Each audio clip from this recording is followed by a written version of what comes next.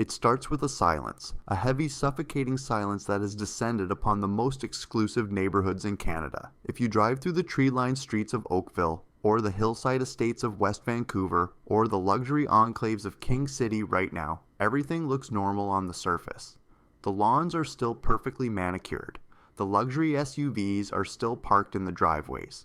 The facades of these $2 million homes still look majestic under the morning sun, projecting an image of unshakable stability and wealth. But if you could look through the brick and mortar, if you could look past the heavy curtains and into the financial souls of the people living inside, you would see a panic so deep it is almost primal. You would see that these neighborhoods are not monuments to wealth anymore. They are graveyards of equity. For the past decade, Canadians have been drunk on a specific, dangerous delusion. We believed that a house was not just a place to live, not just a shelter from the cold, but a magical money printing machine that only went in one direction: up. We believed that we were financial geniuses for buying a $1 million home with 5% down, watching it hit $2 million, and then borrowing against that paper wealth to fund a lifestyle we couldn't actually afford. We felt rich. We felt invincible. We treated our homes like ATM machines that never ran out of cash. But the party is over. The lights have been turned on, and the hangover is going to cost you everything you own. Welcome back to the channel. In our previous reports, we exposed the white-collar purge where high-income earners are panic selling, and the secret freeze where banks have quietly stopped lending to protect their own insolvency. Today, we are going to talk about the inevitable mathematical result of those two tectonic forces colliding. We are witnessing the Great Devaluation. We are watching the systematic destruction of the Canadian middle-class net worth in real time. The $2 million home is becoming a $1 million home right before our eyes. And for millions of families, the difference between those two numbers is not just a paper loss. It is total insolvency.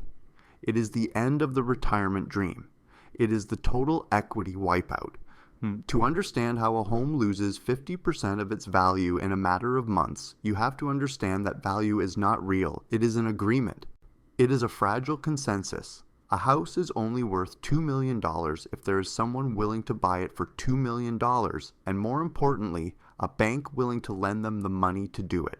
For the last 5 years, that agreement was easy to reach because money was free. But in 2026, that agreement has been broken and the market is waking up to a terrifying reality called price discovery. We are currently standing at the foot of the mortgage renewal wall. This is the event that economists have been whispering about for years, and now it is finally here, crashing down on us like a tsunami. 60% of all outstanding mortgages in Canada are renewing between now and the end of 2026.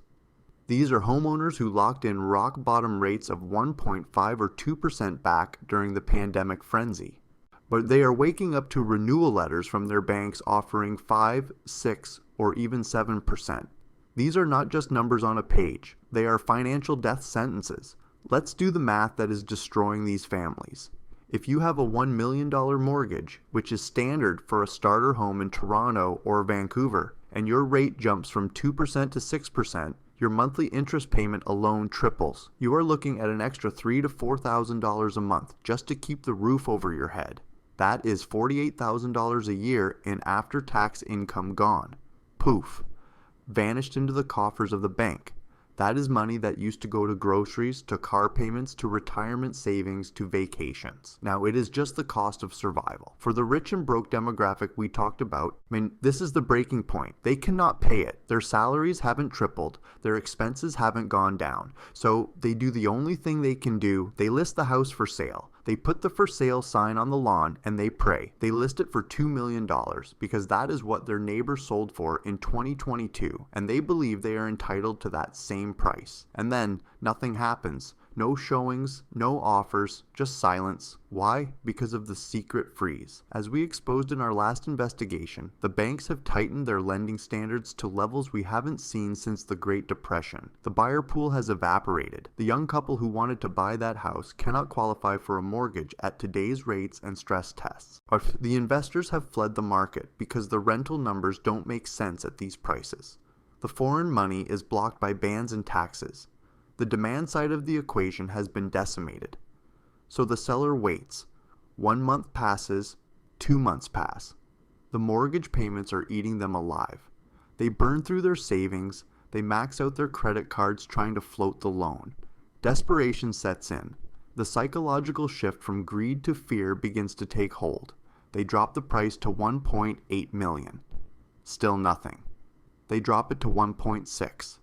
Crickets. Finally, out of sheer necessity, because the bank is sending foreclosure notices and threatening to seize the property, they accept a lowball offer. Maybe it is from a vulture investor. Maybe it is from a cash-rich corporation. They sell for $1.1 million. This is where the contagion spreads. Real estate works on comparables. The moment that one desperate neighbor on your street sells his $2 million castle for $1.1 million, the value of every single house on that street instantly drops to $1.1 million. The appraisal value is reset. The market price is crushed. It doesn't matter if you aren't selling. It doesn't matter if you have perfect credit.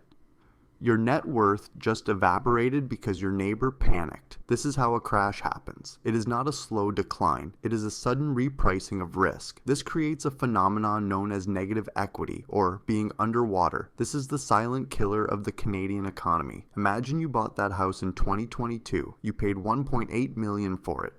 You put down $200,000 of your hard-earned savings, money you scrimped and saved for a decade to accumulate, and you took out a mortgage for $1.6 million.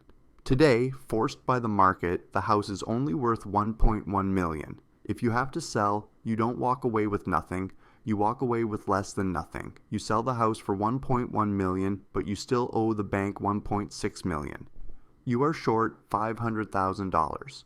You lose your home, you lose your deposit, and the bank still chases you for the remaining $500,000 of debt. You are bankrupt. You are a debt slave for the rest of your life. This is the total equity wipeout, and it is happening to families who did everything right, but families who followed the advice of their parents and their financial advisors to get into the market at any cost, to stretch themselves because real estate never fails. They were lied to, and now they are paying the price for that lie. But the tragedy goes deeper than just the numbers. The psychological impact of this devaluation is shattering the Canadian identity. For decades, we have treated our homes as our primary savings account. We didn't save cash, we paid down our mortgage. We treated our home equity as our retirement fund. We thought, I'll sell the big house when I'm 65, downsize to a condo, and live off the $1 million difference. That $1 million difference is gone. It has been incinerated by interest rates and bank insolvencies. The retirement plan of an entire generation has been wiped out in 24 months. Boomers who thought they were sitting on a gold mine are realizing they are sitting on a massive liability. They cannot retire. They have to go back to work. But who is hiring? As we discussed, businesses are closing and unemployment is rising. This creates a trap with no exit. We must also look at the specific mechanism of negative amortization which has plagued the Canadian market.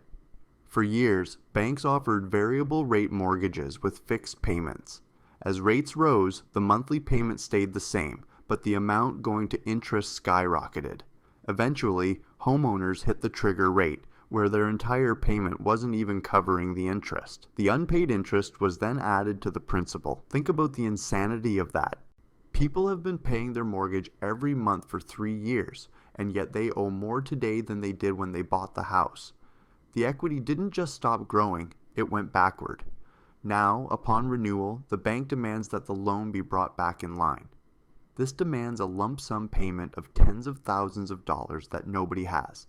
This is the catalyst for the forced selling we are seeing today. And let's look at who benefits from this. Because in every crisis, there is a transfer of wealth. When we say total equity wipeout, we mean the equity is wiped out for you. But the asset, the physical house, the land, the concrete, it doesn't disappear. It just changes hands. This brings us back to the you will own nothing agenda. Who has the cash to buy these distressed assets when the banks won't lend to individuals? Who is buying the $2 million home for $1 million? It is the institutional capital. It is the real estate investment trusts. It is the private equity firms like Blackstone, BlackRock, and their Canadian equivalents. They are sitting on mountains of cash, waiting for this exact moment. They are waiting for the capitulation. They want you to break. They want the prices to crash so they can swoop in and buy up entire neighborhoods for pennies on the dollar. Their goal is not to flip these houses. Their goal is to turn them into rental units. They are converting the Canadian housing stock from an ownership model to a serfdom model. The person who buys your house at the foreclosure auction will not be another family, it will be a corporation. And they will rent it back to you at a price that ensures you can never save enough to buy it back. This great devaluation is the mechanism they are using to clear the board, to wipe out the small owners so the big players can consolidate control. We must also talk about the condo calamity in Toronto and Vancouver, which acts as the accelerant for this fire. Investors who bought pre-construction condos are now walking away from their deposits because the appraisal values are coming in hundreds of thousands of dollars lower than the purchase price. A condo bought for $800,000 on paper in 2021 is appraising at $500,000 today. The banks won't cover the gap. The investors are defaulting on their closing. When these thousands of condos hit the market simultaneously as power of sale or foreclosures, it pulls the floor out from under the entire market. It floods the supply. And when supply skyrockets and demand is zero, prices don't just dip, they collapse. This drags down the value of semi-detached homes, which drags down the value of detached homes. It is a domino effect that starts at the bottom with the shoebox condos and eventually topples the mansions at the top. The media is trying to soften the blow. They use words like correction, adjustment, or cooling. These are soft words, lies designed to keep you calm while the ship sinks. A 50% drop is not a correction. It is a crash. It is a depression. It is the destruction of capital on a scale we have never seen. They are trying to prevent a panic because they know that panic leads to bank runs, and bank runs lead to systemic collapse. And what is the government doing? They are panicked. They are trying to extend amortization periods to 30 years, 40 years, maybe even 50 years. They are allowing banks to break the rules to keep people in their homes. They are telling you, just pay interest only. Don't pay down the principal. Just stay in the house. They are trying to turn homeowners into renters who pay the bank instead of a landlord. But it won't work. The math doesn't work. When the asset is falling in value by $10,000 a month, paying interest to keep it is financial suicide. You are renting a falling knife. Furthermore, the secondary lending market, the private mortgages, is imploding. For years, people who couldn't qualify at the big banks went to private lenders, paying 10 or 12% interest. Those private lenders were often just other regular Canadians seeking yield. Now, those private lenders want their money back, but the borrowers can't refinance because the property value has dropped. The exit door is welded shut. The private lenders are initiating power of sale proceedings aggressively because they are panicked about losing their own capital. This adds even more inventory to the fire sale. The wealth effect is reversing. For years, the Canadian economy was propped up by people feeling rich because their house went up in value. They bought cars, they renovated kitchens, they went to Europe. Now, the reverse is happening. As people see their net worth evaporate, they stop spending. They cancel the renovation. They sell the second car. They stop going out for dinner. This sucks billions of dollars out of the real economy, leading to a deep recession. The businesses on Main Street close because the homeowners on High Street are broke. It is a vicious cycle of deflation. The smartest money has already left. The smart money sold in 2022 and 2023. They saw the writing on the wall when rates started to tick up. They are sitting in US dollars, in gold, in treasury bills. They are watching from the sidelines as the dumb money, the average Canadian who believed the hype and the government promises, gets slaughtered. So, where does this leave you? If you are a homeowner sitting on equity, you need to have a very difficult, very honest conversation with yourself. That number you see on Zillow or Honestore, that is a fantasy. That is a ghost from the past. It is an algorithm looking at data that no longer exists. Your net worth is likely half of what you think it is. You need to adjust your life to that reality today, not tomorrow.